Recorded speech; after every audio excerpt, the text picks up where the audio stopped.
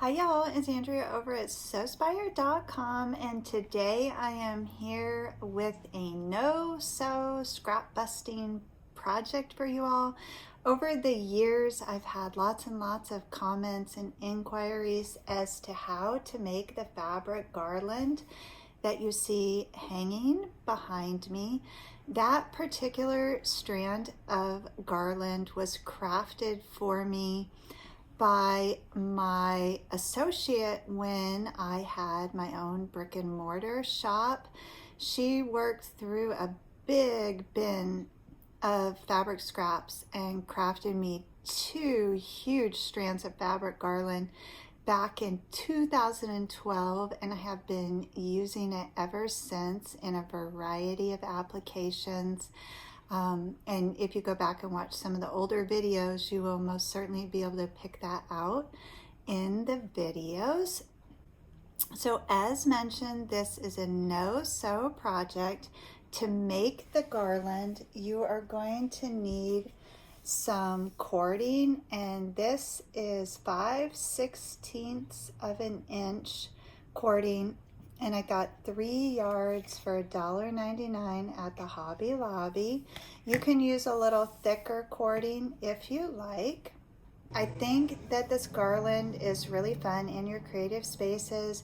Could be adorable in a child's room, on a front porch, to decorate, like say of a picnic table or something like that if you're going to have a backyard festivities. I've seen it where people use themed colors for like the team sports and colleges and things like that. So there's lots of options for you. So I'm going to walk you through a very short strip of this. And then over the next few weeks, I'm going to keep adding to the garland. And then when I finish, I will be sure to share a picture of my new piece of garland on social media. So be sure to follow me at Sewspire on Instagram and Facebook. I try to post daily over there. And if you haven't had a chance yet, please do subscribe to the YouTube channel. So after you have selected your cording and you're confident that it is the right length, then what you're going to need to do is get your big basket of scraps, and I have no shortage of scraps here, and then go through and pick out colors that are very bright and vibrant. And the garland behind me doesn't really have a color theme, but you can see Eileen did a nice job spacing out all of the colors, and like my eye really picks up the hot pink and the orange and the turquoise and the yellow. And so you want to pick colors that will pop, because it does get so bushy. There's no way that you can keep the right side of the fabric always facing out. So add a lot of color to this if at all possible.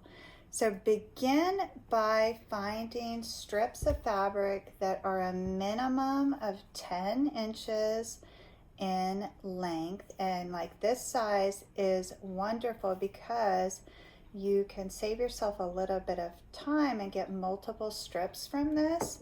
And so how you want to do this is you want to clip 1 inch segments across the top edge of that fabric. So this is the selvage here. Okay, so after you clip your little, that's about 1 inch, 3/4 of an inch snips in that, then you just simply begin tearing scraps. And this actually is super relaxing, but dusty, and you might be able to see some of that dust flying up there. So you just want to keep on tearing, and then when you get a nice pile like this, then bring those strips over to your cutting mat and trim them down to be about 10 inches in length. And I do not worry about these little stray threads. They actually add body to the piece, and as you tie this around the cording, any that are meant to fall off are going to fall off. And then periodically I do take my garland outside, and like a rug, you know how you beat it against the porch or something, I just give it a good shake and let all that dust out of that. So with each dusting, if you will, more of those little threads are going to fly off. So what you want to do then is take your cord and try and center the fabric on the cord, because you don't want to have one long end and one short end. And then tie your knot right in the center. And you don't want it super tight, but you obviously want it secure. But the reason that you don't want it super tight is because you're going to move that down, and then you're going to want to be able to adjust that and kind of stagger those knots there. And so I'm just going to lower down the camera here and tie on as many of these as I can in 5 minutes, and then I will bring it back up and show you what it looks like and talk to you about how you can add a nice finishing detail to this.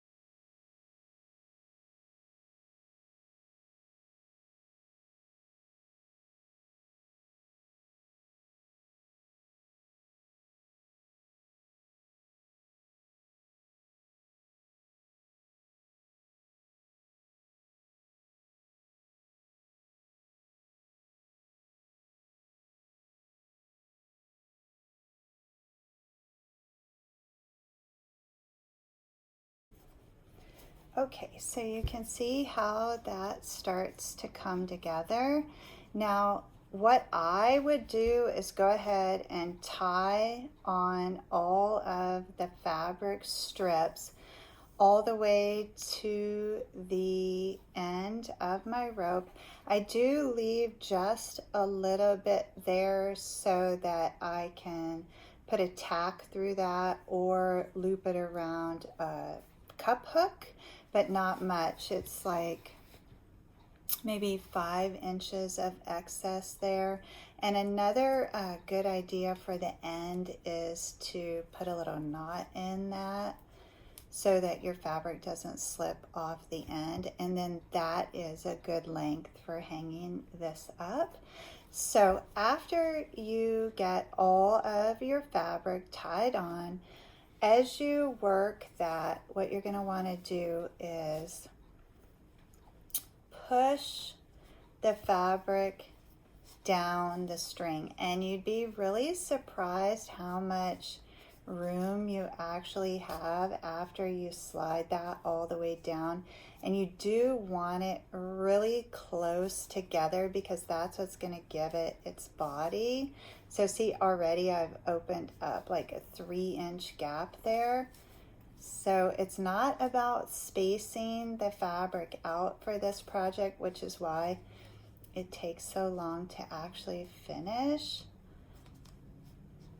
But you just work all that fabric down to the end, and then when you're left with nothing but that little knotted tail on each end, go ahead and come back through to every single end with a pair of pinking shears and pink those ends. And what that will do is give you a nice finished edge. And I am going to be pinking mine after I finish, so I won't be able to share a picture with you of what that looks like in this tutorial. But basically, when you're pinking this, you're also making the strips the same length. And then that gets rid of this kind of wild, crazy, unkept look that I have going on right here. And I think you'll be surprised by the transformation by simply pinking the ends of each so that they come out to be the same length, and then pushing all of that fabric down so that you create that solid rope of fabric there. You shouldn't be able to see any of your cording in between there. Okay, so I already have a lot of fabric to tie onto this. I'm going to work on it a little bit each day until I get it done, and then as promised I will post a photo and share with you all what that looks like when it's finished. So next week we are going to be sewing again, and I found some really fun faux leather ribbon at the Hobby Lobby when I was there getting the cording, and I especially like this cow print here. And so I'm not sure yet what we're gonna make with this. We have made a wallet with it before.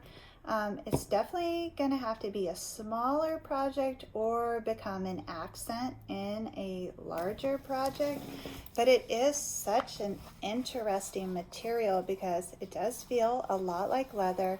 It has a super soft backside, and it's an absolute joy to sew with. So you can look forward to seeing what I come up with for this awesome faux leather ribbon. And this will give you a little bit of time to pick some up if you don't have any on hand. I know I have heard from some of you that you have quite a stash of this, so that's exciting for you. I want to thank you for joining me today, and as always, please know the creative genius in me will be celebrating the creative genius in you. Have a beautiful week, everyone.